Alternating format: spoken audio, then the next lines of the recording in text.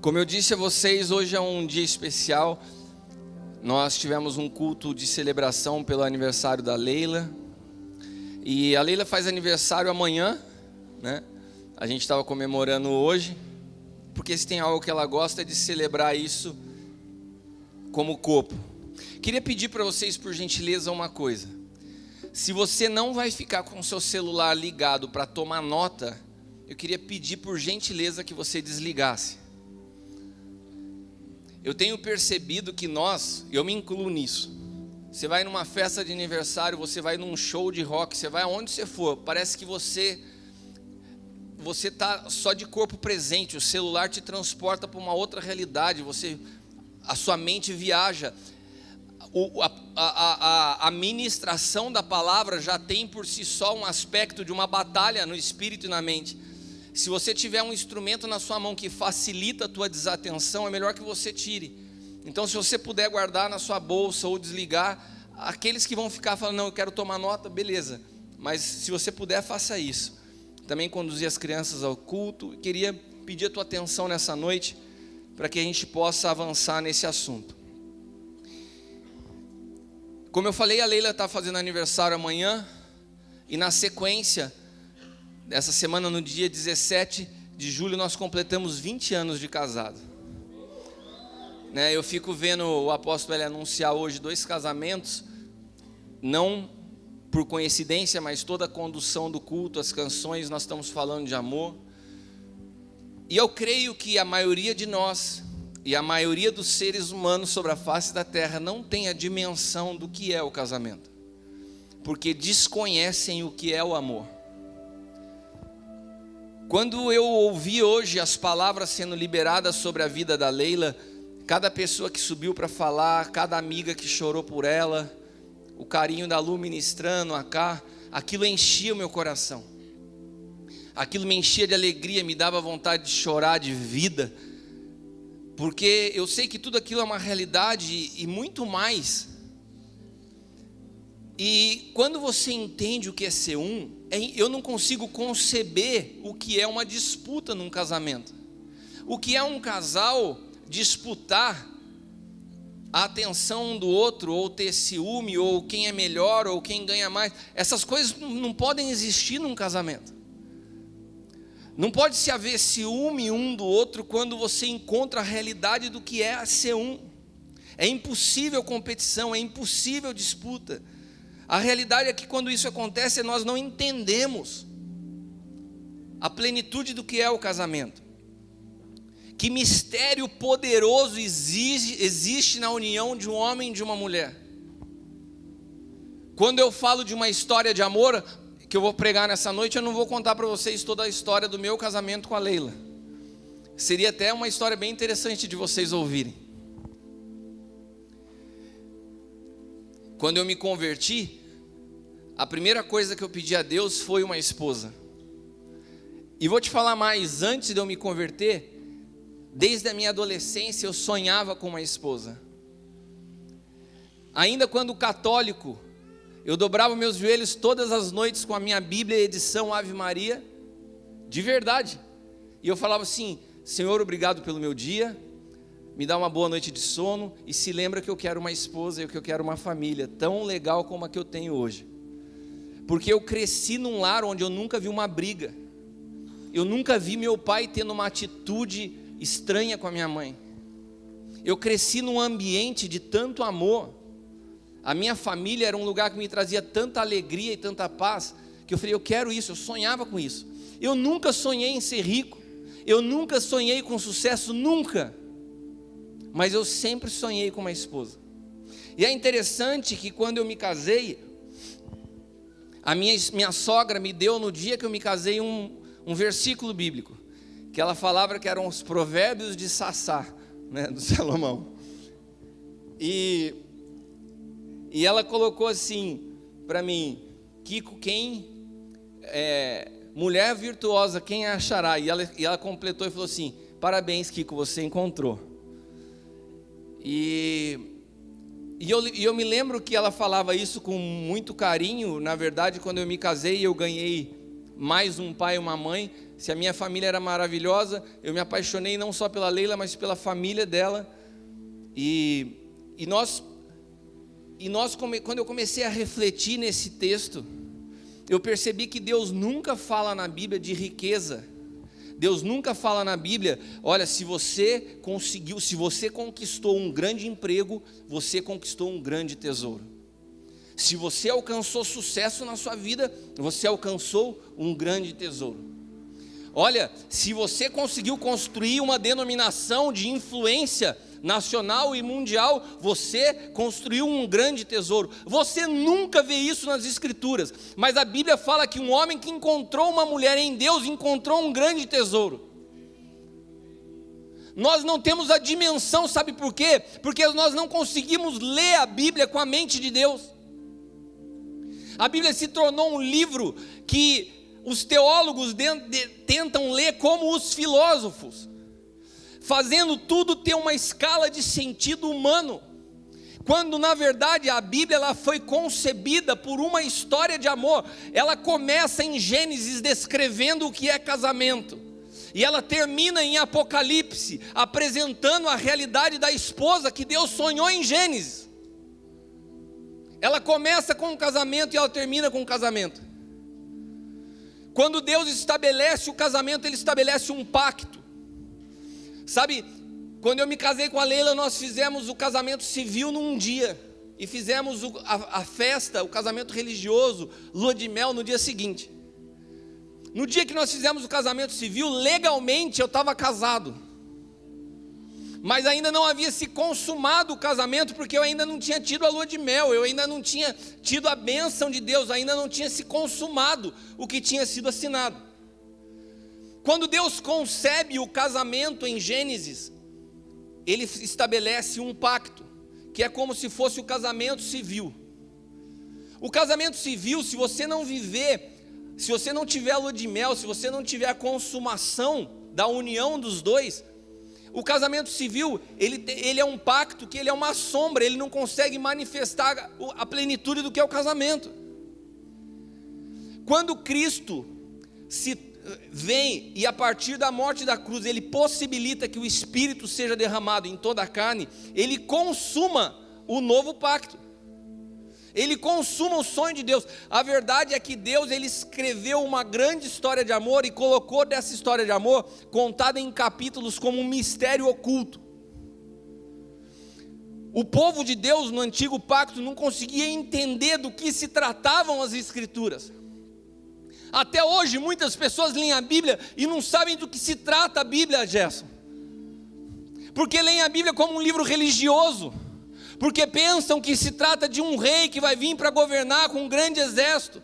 Não, Deus estava escrevendo uma grande história de amor, porque Ele te amou antes da fundação do mundo, porque Ele sonhou com você, você faz parte dessa história. Olha o que Efésios capítulo 1, versículos do 9 ao 10 diz: descobrindo-nos o mistério da sua vontade. Repita comigo, a vontade de Deus é um mistério. Esse mistério foi oculto por séculos. As pessoas não entendiam o mistério da vontade de Deus. Se você lê a Bíblia sem entender o mistério da sua vontade, você não vai conseguir compreender o que Deus está falando. Descobrindo-nos, um dos caras que descobriu o mistério da sua vontade foi Paulo. Por isso que ele escreve aos Efésios: descobrindo-nos o mistério da sua vontade, segundo o beneplácito que propusera em si mesmo, de tornar a congregar em Cristo todas as coisas, na dispensação da plenitude dos tempos, tanto as que estão nos céus, como as que estão na terra. O sonho de Deus foi reunir todas as coisas em Cristo. Ele amou o seu Filho, e Ele quis reunir todas as coisas no seu Filho, e através disso, quando Deus concebeu isso, se deu início a uma grande história de amor.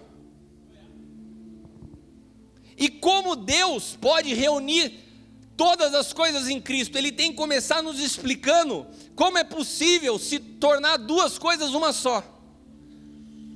Como que Deus mostra que se Ele quer reunir tudo em Cristo, ele começa explicando como que eu posso reunir tudo em um só. A primeira revelação de reunir tudo em um só é reunir dois em um só. Quantos estão entendendo? Para você explicar como você reúne todas as coisas em um só, primeiro eu tenho que mostrar para você como que eu posso reunir dois se tornarem um. Então ele apresenta o quê? O casamento. O casamento é o maior símbolo profético do mistério oculto de Deus por toda a existência. O casamento é um sonho que Deus estabeleceu para que o homem pudesse acessar parte do poderoso mistério o que é se tornar um.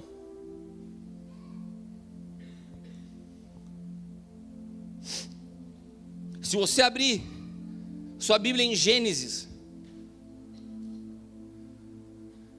abra sua Bíblia em Gênesis capítulo 5, versículos 1 e 2, você vai ver que interessante. Quando Deus cria o homem, preste atenção, e por favor tomem cuidado com o que vocês postam na internet.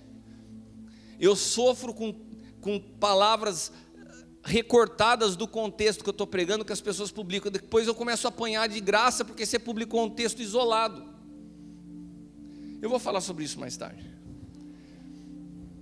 Gênesis capítulo 5, versículos 1 e 2. Tem uns irmãos teólogos, coachings, que me amam, sabe? Eles batem em mim, mas eles não deixam de assistir uma palavra. Se você está me assistindo agora, irmão, essa é para você. Eu não creio que você assiste só para bater em mim. Você gosta de mim, você ainda não sabe, né? Gênesis capítulo 5, versículos 1 e 2. Este é o livro das gerações de Adão. No dia que Deus criou o homem, a semelhança de Deus o fez, homem e mulher os criou, e os abençoou e chamou o seu nome? Adão. No dia em que foram criados, Deus cria homem e mulher como um só, e chama os dois de Adão. Deus nunca chamou a mulher de Eva. Isso porque eu pedi para desligar o celular. Daí sabe o que acontece? Deus está fazendo gente ligar para você agora, na hora do culto, só para te dedar que você está com o celular ligado, né? Tem gente que fica assim, nossa, ligou, é só para te dedar, que a pessoa nunca te liga, aquele vizinho, aquele parente nunca te ligou, está te ligando agora, só para falar, desliga o celular. Gênesis 1, 27, repete a mesma coisa. Gênesis 1, 27 diz assim: e criou Deus o homem, a sua imagem, a imagem de Deus o criou, homem e mulher os criou. Deus criou o homem e a mulher como um só. Gênesis 2, 16 e 18. E ordenou o Senhor Deus ao homem, dizendo: de toda árvore do jardim comerás livremente, mas da árvore do conhecimento do bem e do mal dela não comerás, porque no dia que dela comeres certamente morrerás. O que Deus falou ao homem? Se comer dessa árvore, certamente morrerás. Guarda isso aí no seu coração. E disse o Senhor Deus: não é bom que o homem esteja só, far-lhe-ei uma ajudadora idônea para ele. O nome que Deus dá à mulher é ajudadora idônea, alguém da mesma estatura do homem, alguém que a princípio já estava no homem, mas Deus fala assim: eu não quero ele sozinho, eu faço outra da mesma estatura, uma ajudadora idônea para a mesma missão, para o mesmo propósito. Até aqui, Deus nunca chamou a mulher de Eva. Gênesis capítulo 2, versículo 24. E daí Deus então aqui ele faz o selo do pacto. Aonde nasce o casamento?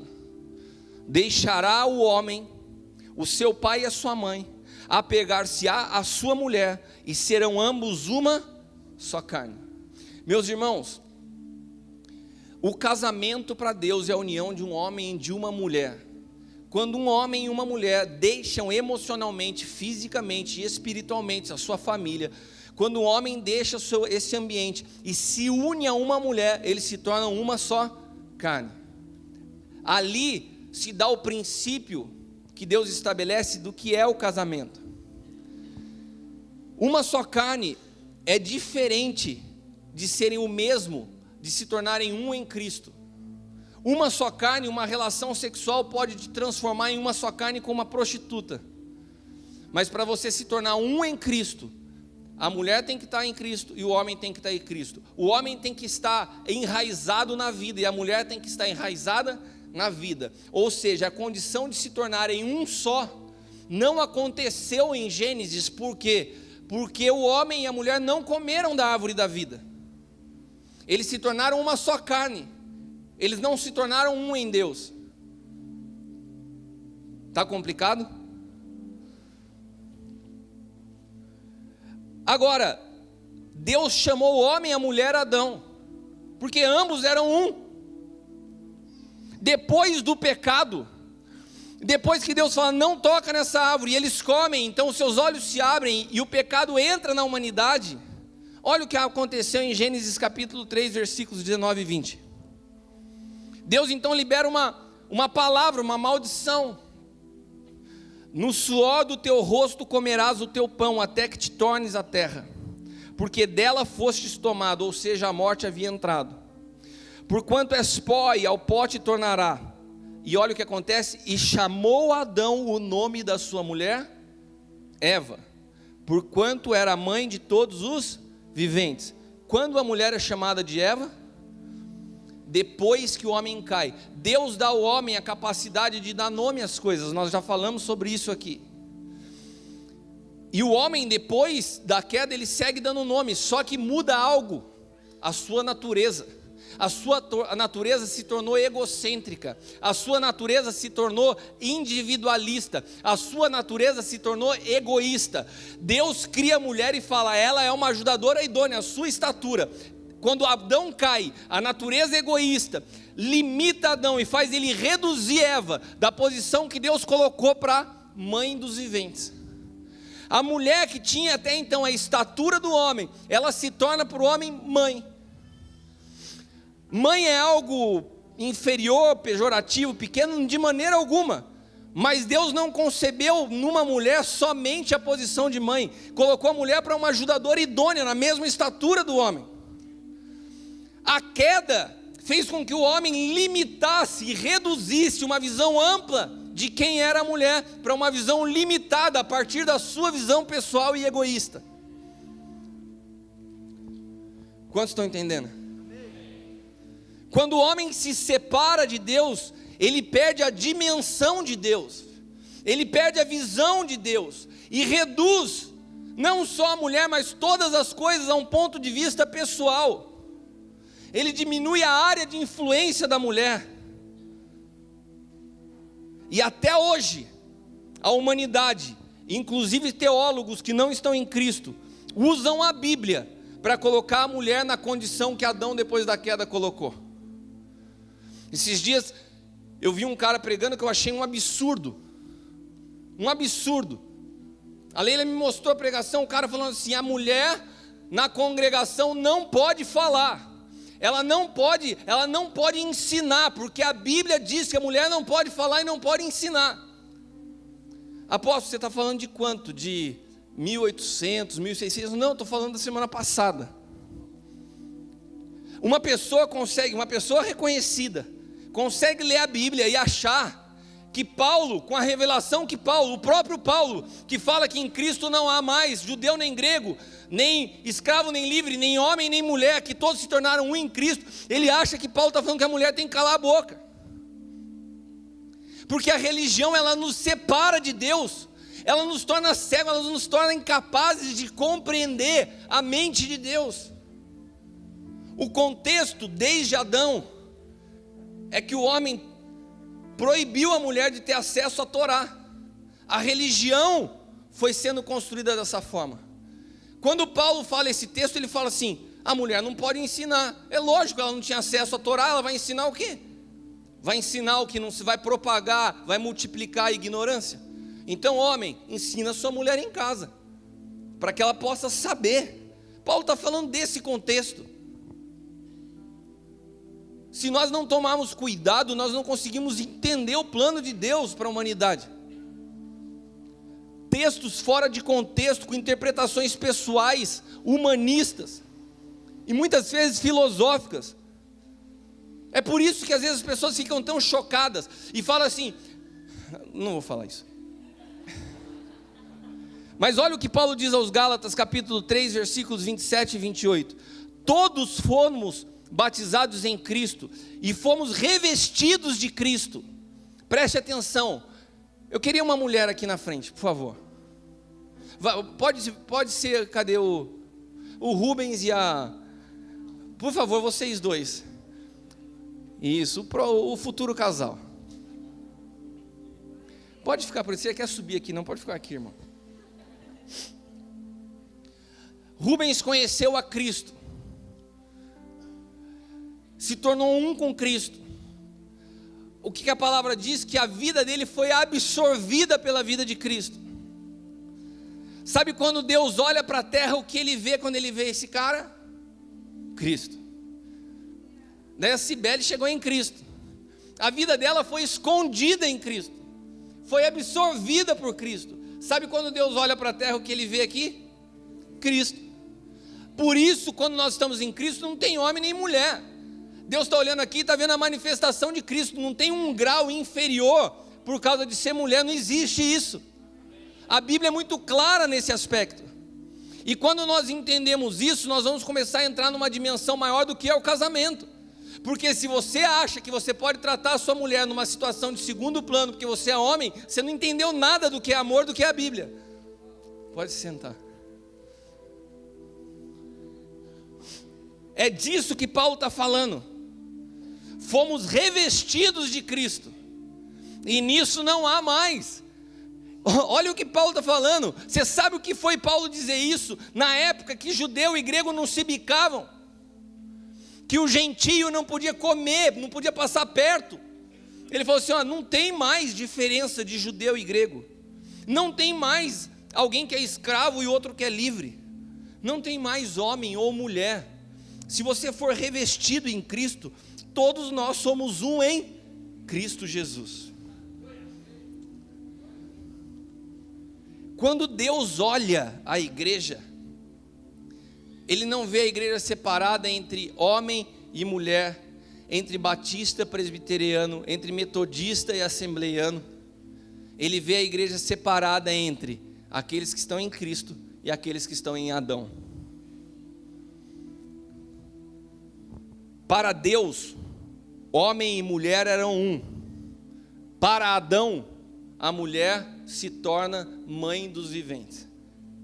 Ela sai de uma posição que Deus a colocou e vai para uma posição, para Adão, inferior. A mulher é o símbolo da igreja.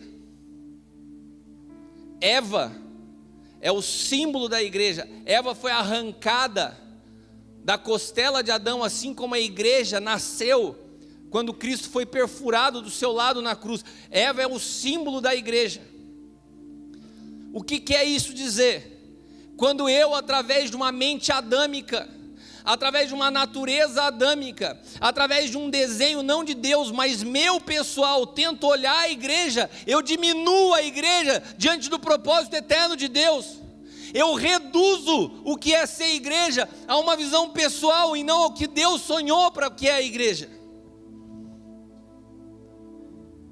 Deus criou a igreja como a esposa do seu filho, para que os dois se tornassem um. A igreja é a própria glória do filho, glória no sentido de plena manifestação do filho. E ao que nós reduzimos ser igreja nos dias que nós vivemos? O crescimento de uma denominação, a pregação de uma mensagem, ao pastor famosinho das redes sociais, ao que nós reduzimos a igreja hoje? A competição para ver quem é presidente de conselho de pastores, hein, santo? Ao que nós reduzimos a igreja? Ainda nós seguimos presos na falta de perdão, na competição, querendo um lugar onde a centralidade não é de Cristo, é a nossa. O egoísmo ainda tem feito do evangelho uma corrida pessoal. Mas essa cosmovisão do que é ser igreja, ela não se perdeu no evangelho. Ela não se perdeu nas faculdades de teologia. Ela não se perdeu nas diferenças denominacionais. Ela se perdeu na ausência da vida. Sabe quando nós lemos lá no início o texto? Olha, se você comer dessa árvore, certamente morrerá. Quantos se lembram que eu falei, guarde essa palavra? Amém? Deixa eu te fazer uma pergunta. Quando Deus fala para Adão, se você comer, certamente morrerá. Adão morreu? Não. Na perspectiva do que era a morte para Adão, ele não morreu. Seguiu vivo. Seguiu fazendo tudo o que ele fazia, inclusive dando o nome errado. Sabe qual é o maior problema para nós hoje? É a possibilidade de estarmos mortos sem saber. A vida não flui de nós, mas nós não percebemos, porque quando Deus fala certamente morrerá, Ele está falando, você vai ser afastado da vida. Tem pessoas que falam em nome de Deus, caminham como cristãos, frequentam igrejas, mas estão apartadas da vida. Tem conhecimento, mas não tem vida. O caos da humanidade, os problemas que nós vivemos hoje, cada um de nós, todos eles têm origem no desconhecimento desse grande mistério de Deus, escondido durante toda a eternidade. A compreensão do simbolismo do matrimônio, que foi o que ele sonhou para Cristo com a igreja, a origem da família, porque toda família ela nasce de um matrimônio. Por isso, quando a minha sogra me escreveu o texto, olha, você achou, ela foi muito feliz no que ela disse, porque de fato o maior tesouro da vida de um homem é encontrar uma mulher em Deus. Que riqueza é um matrimônio em Cristo. Eu posso falar por aquilo que eu tenho vivido há 20 anos. É um verdadeiro tesouro. E a grande chave para acessar o coração de Deus passa por uma plenitude nossa do morrer por alguém. Daí você pode falar assim, mas então eu que sou solteiro não acesso isso? Não, não é disso que eu estou falando. Eu estou falando que quem encontrou uma mulher encontrou um tesouro. Mas você pode se tornar um com Cristo independente de você estar casado. Agora, o privilégio do que é ser pai e entender o que é paternidade, o privilégio do que é se casar e ter uma ajudadora idônea do seu lado, é encontrar o favor de Deus. É encontrar o favor de Deus. E o sexo é só um detalhe nisso. Porque o que sustenta a minha vida há 20 anos é muito mais a força de ter uma mulher, aos meus olhos, inabalável do meu lado, do que uma relação sexual. É o sorriso dela quando eu estou com vontade de chorar. É a leveza com que ela conduz a vida nos dias que nós só perdemos. É você viver livre de acusação e falar, cara, se você errou, eu errei junto com você e vamos para frente. Quem acha uma ajudadora idônea, acha um tesouro. E a identificação de um cônjuge, vocês que ainda estão solteiros e vocês que estão em corte, a identificação, o encontro daquele que é o esposo ou a sua esposa, deveria ter como último requisito aquilo que os teus olhos naturais te mostram. Mas como que nós começamos qualquer relação? Achei interessante, achei bonitinha, gostei. É sempre aquilo que os olhos mostram. A religião, ela se tornou tão cega, irmãos, mas tão cega, que ela é capaz de suportar o divórcio no meio evangélico, mas não suporta o homossexualismo. O Gustavo Lara falou sobre isso. Nós nos tornamos homofóbicos. Nós entendemos que o homossexual é uma subcategoria. Nós tratamos muitas vezes com uma certa... Mas a gente aceita um pastor adúltero se arrepender, mas um homossexual que se arrepende, parece que ele carrega sempre o peso nas costas. Sabe, um homem que acessa em Deus a revelação do que é o casamento, ele não tem a capacidade de trair nem na mente. Eu não consigo conceber na minha vida, desde o dia que eu conheci a Leila, porque eu pedi a Deus uma mulher. A maneira que eu soube que eu me casaria com a Leila foi porque um dia no primeiro retiro que eu fui, que eu deixei de ir no carnaval para ir num retiro, saindo do mundo, entrando na igreja, eu chego no retiro e orando todos os dias desde a minha adolescência, eu quero uma esposa que o Senhor me dê.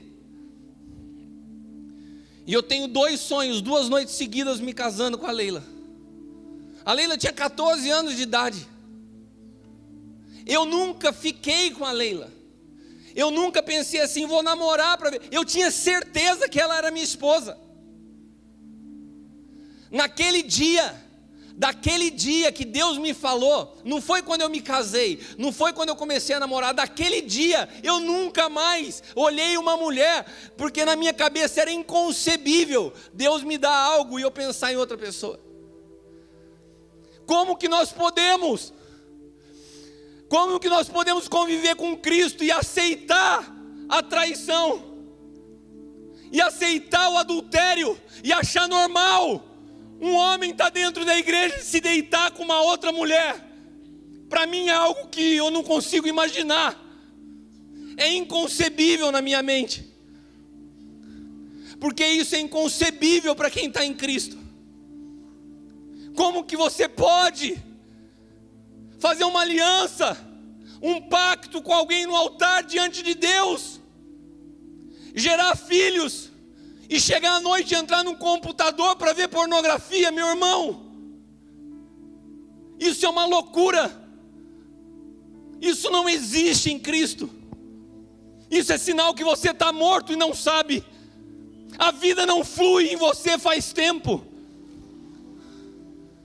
É impossível a vida de Deus fluir num homem, e um homem conseguir, porque o adultério não acontece num abrir e piscar dos olhos.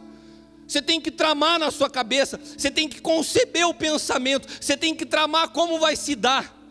Ninguém está andando na rua e fala, ai, caí, adulterei.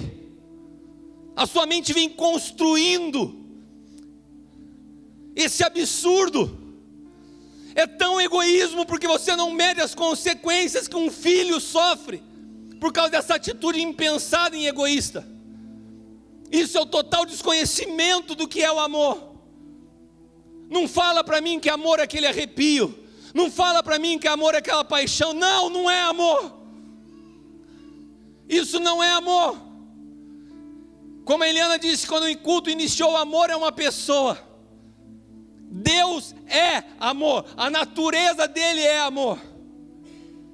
E só ama quem conhece a Deus. Toda pessoa que causa separação com aquilo que Deus tornou um, está produzindo uma ferida no corpo de Cristo. Mas como assim, apóstolo? Quando você chegou a Cristo, Gerson, quando Deus te resgatou da morte, eu me tornei um com você em Cristo. Quando nós entendemos a dimensão do matrimônio, nós entendemos a dimensão do que é ser igreja. Eu sou um com a Leila em casamento, mas eu sou um com você, com meu irmão. Nós somos membros uns dos outros.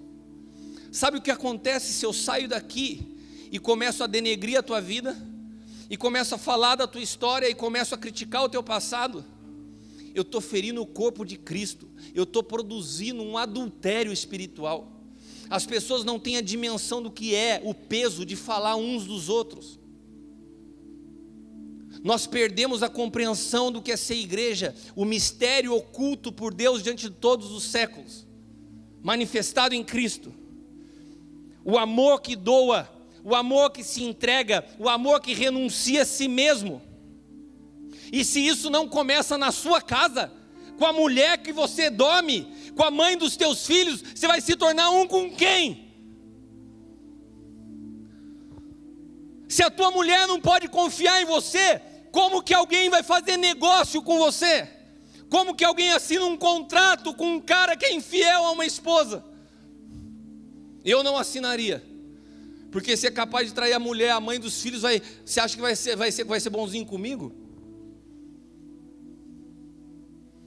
Se isso não é vivido na sua casa, por que isso vai ser uma verdade no campo missionário? É fácil no campo missionário onde ninguém está vendo. O difícil é começar a viver o amor dentro de casa.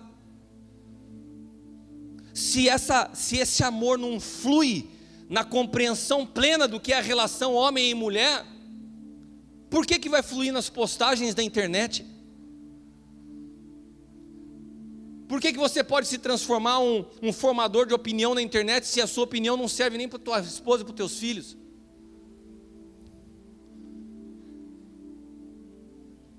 Na simplicidade do amor em família está a base da transformação de uma sociedade. Se você está tomando nota, escreva isso. Eu sonho com missões, apóstolo. Então começa na simplicidade do amor dentro da sua casa. Se o amor de Deus não é uma revelação no teu espírito, a começar na sua casa, você não tem nada o que fazer na esquina. No que Adão reduziu a mulher? No que nós estamos reduzindo o que é ser igreja?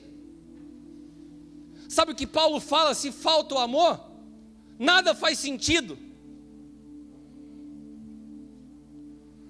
Romanos capítulo 1, versículo 28.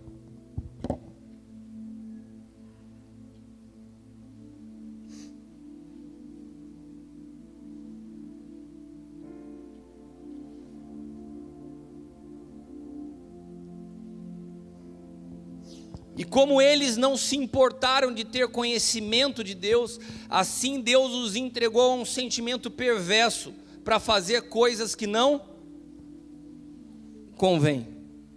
Aqui Deus não está falando só, Paulo não está escrevendo só para falar de homossexualismo. Aqui Paulo está falando, porque se teve alguém que compreendeu o que é amor, foi Paulo. Ele está falando assim: se você não entende o que é amor, então eu te entrego a perversão dos teus pensamentos. Quando você vê uma pessoa pervertida na maneira de pensar, pode ter certeza que ela foi entregue por Deus. É inconcebível a mente de Cristo e prostituição. É inconcebível a mente de Cristo e adultério. Não fecha a conta, dá choque. Na última mensagem que eu ministrei, eu falei que Adão, ele buscava a independência de Deus. E eu falei isso dentro do contexto de uma mensagem. Quantos se lembram? Eu estava falando do filho pródigo, que assim como o filho pródigo se distanciou do pai porque queria uma vida independente, Adão também buscou uma independência, buscou fazer do seu jeito. Cara, por causa disso, eu fui massacrado na internet. Teve uma pessoa que chegou ao ponto de falar assim: quem que esse cara pensa que é? Ele vive na terra falou um desenho animado lá, quer ficar buscando a última revelação do planeta, o cara viaja, só fala abobrinha, e começou a me detonar. Mas ele não viu a ministração, ele pegou um texto isolado. Eu não fico chateado comigo, mas isso me dá um pouquinho o termômetro do que está acontecendo hoje na igreja. O problema não é criticar a mensagem, o problema é criticar a pessoa que ele não conhece. Eu não tenho dificuldade nenhuma com diferença e discordância teológica. Pode sentar comigo numa mesa e falar: apóstolo, acho que você está errado, não tem problema nenhum. Agora você não me conhece, você vai para a internet e não fala da palavra que eu estou ministrando, você fala da minha pessoa. Eu nunca respondo a ninguém, mas naquele dia eu respondi para o cara.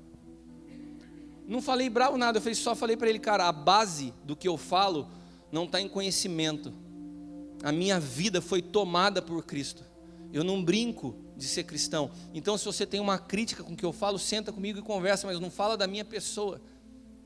Porque você está falando de quem você não sabe, de quem você desconhece. Mas eu não estava só querendo fazer uma defesa minha, pessoal. Eu estava querendo explicar para aquele meu irmão em Cristo que o procedimento de alguém como corpo de Cristo não é assim. Deus não precisa de defensores do Evangelho. Sabe, se você não consegue discernir o corpo de Cristo, você se afasta da vida. E a internet virou a inquisição dos dias atuais. As pessoas, elas estão com ódio. Elas falam uma coisa que na mente delas, elas ouvem uma coisa que na mente delas é diferente, elas atacam com fúria, com raiva. Hoje a quantidade de pastor falando palavrão e respondendo com palavras, e xingando quem critica, é uma coisa absurda. Se arrebenta com o próximo em nome da defesa do Evangelho. Essa raiva, esse espírito crítico, essa maneira de tratar o próximo e até mesmo os irmãos, demonstra o quanto a revelação do amor de Deus se perdeu. Nós somos um. Agora, se a gente pegar esses caras que passam o dia caçando alguém para bater na internet e perguntar assim, cara, como que está a tua família?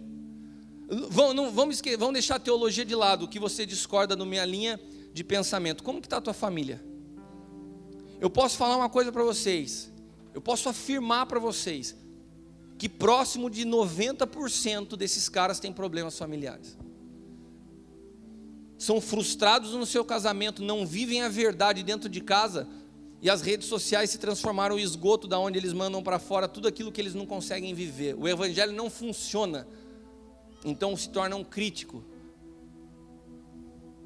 A igreja é um ambiente espiritual, onde Cristo em nós nos tornamos um com um objetivo: manifestar esperança ao mundo, manifestar vida ao mundo, manifestar bondade, longanimidade, amor, e não ódio, e não raiva, e não briga. Cara, a gente não precisa concordar em tudo, mas existem maneiras de se tratar os assuntos. Hoje os nossos queridos coachings, para eu não perder o costume de falar dos nossos irmãos coachings, eles trazem muitas metas ambiciosas para dentro da igreja, muitos projetos grandiosos, muita expectativa sobre ter sucesso, estratégias para monetizar. Essa é a palavra. Qual é o teu dom? Qual a tua habilidade? Não há problema em monetizar o teu dom. Se você não está entendendo, se não há problema em você fazer dinheiro com esse dom.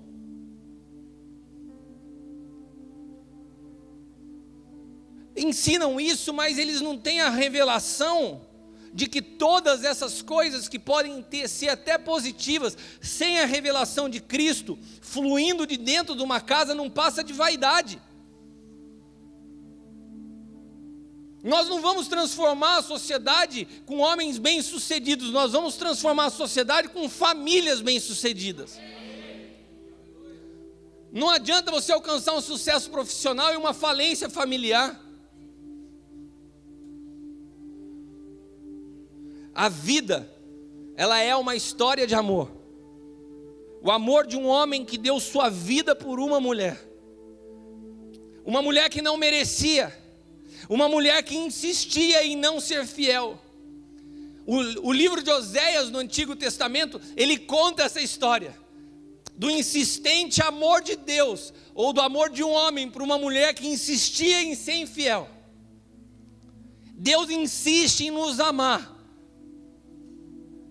Eu quero te dizer isso nessa noite, independente dos teus erros. Se você está me ouvindo nessa noite, se sentiu confrontado com a palavra e falou, caramba, você está falando desse adultério, você está falando de pornografia, eu passei por tudo isso, eu quero te dizer uma coisa, nem isso é capaz de te separar do amor de Deus. Deus insiste em te amar, mas você precisa tomar uma posição. Não é possível você relutar contra o amor de Deus. Não é possível você insistir em continuar do teu jeito. O maior prejudicado nisso é você mesmo. Jesus se entregou por nós, sendo nós ainda pecadores. E todos nós precisamos aprender a continuar escrevendo essa história. Ser igreja é viver por Cristo, é manifestar esse amor em servir, em se dar. E quando eu falo de amor, eu quero te dizer mais uma vez, eu não estou falando de de melação, não estou falando de babação de ovo. Se você pegar todos os autores de romance que você pode conhecer, eu não gosto muito desse tipo de livro, mas sei lá, pega Clarice Lispector, Miguel de Cervantes, Machado de Assis, todos os caras que você pode conhecer que escreveram romance, que falam de amor, nenhum deles, ninguém ao longo de toda a história conseguiu decifrar e descrever o amor de Deus melhor do que o apóstolo Paulo. O apóstolo Paulo descreve o amor na sua carta aos Coríntios, 1 Coríntios capítulo 13. O amor não é o que os filmes de Hollywood te ensinaram. O amor não é aquelas fantasias eróticas que a mulher acorda já fazendo amor com o esposo, parece que ela não tem bafo, parece que ela não dormiu, e a gente vai acreditando naquelas fantasias, né? E o cara vai pirando, a cabecinha do manezão vai viajando, achando que é isso. Eu acho que eu estou amando outra pessoa. Não está, seu mané. Você está sendo agarrado por um capeta para destruir sua vida. Para destruir sua vida. Porque quando os anos passam e você olhar para trás e você vê o que gerou na vida dos teus filhos, o que gerou dentro de você, porque uma mulher que vai para a cama com um homem casado, se o homem deixa a esposa e se une com ela, ela é capaz de fazer a mesma coisa com o outro e trair ele de novo. Mulheres solteiras, se vocês querem experimentar o amor, parem de se entregar, parem de caminhar no padrão do mundo, parem agora. Deus pode transformar a história da sua vida, mas você tem que querer.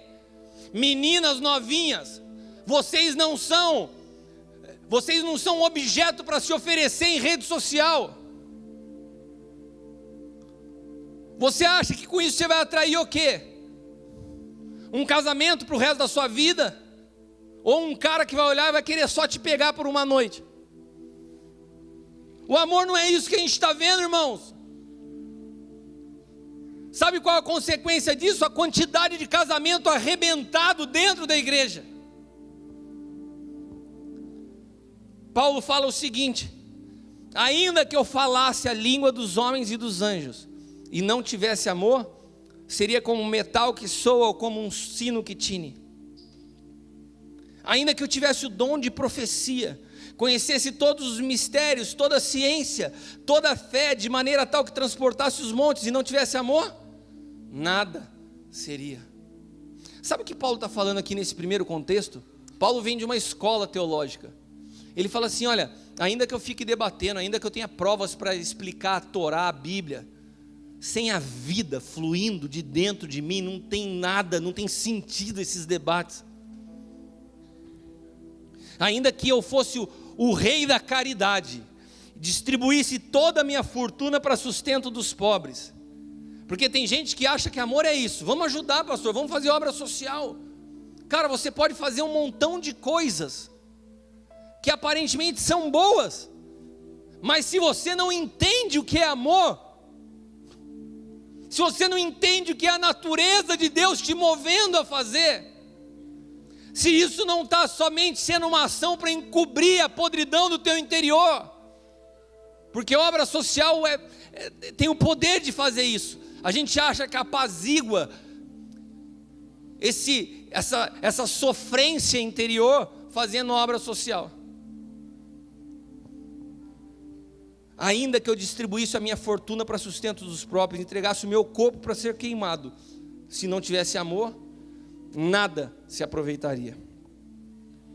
O amor é sofredor. Eu queria ver um filme de Hollywood falando uma história de amor assim. O amor é sofredor, é benigno, não é invejoso, não trata com leviandade, não se ensoberbece, não se porta com indecência, não busca os seus interesses, não se irrita, não suspeita o mal, não se alegra na injustiça, mas na verdade. Tudo sofre, tudo crê, tudo espera, tudo suporta. O amor nunca falha. Havendo profecias, serão aniquiladas. Quem nós admiramos?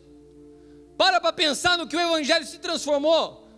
Nós admiramos os pregadores eloquentes. Nós gostamos de ver o profeta quando tem uma palavra para a nossa vida. Ou nós admiramos as pessoas que manifestam amor na simplicidade do que é amor. Reflita.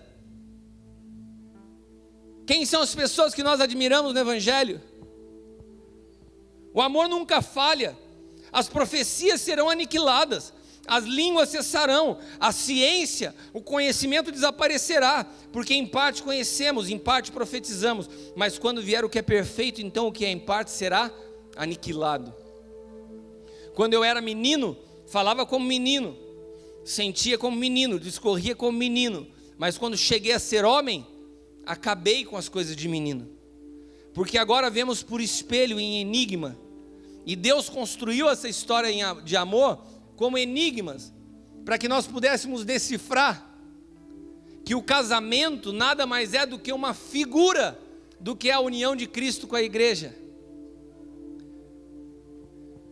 Nós vemos como um enigma, mas então veremos face a face.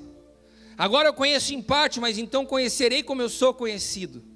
Agora permanecem a fé, a esperança e o amor, mas o maior deles é o amor.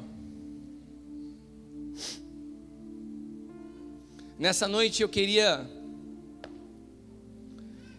levar você a uma percepção de que se nós não compreendemos a grandeza do que é o amor de Deus, nós podemos estar apartados da vida num ativismo desenfreado, mas distantes do que é o sonho de Deus para as nossas vidas.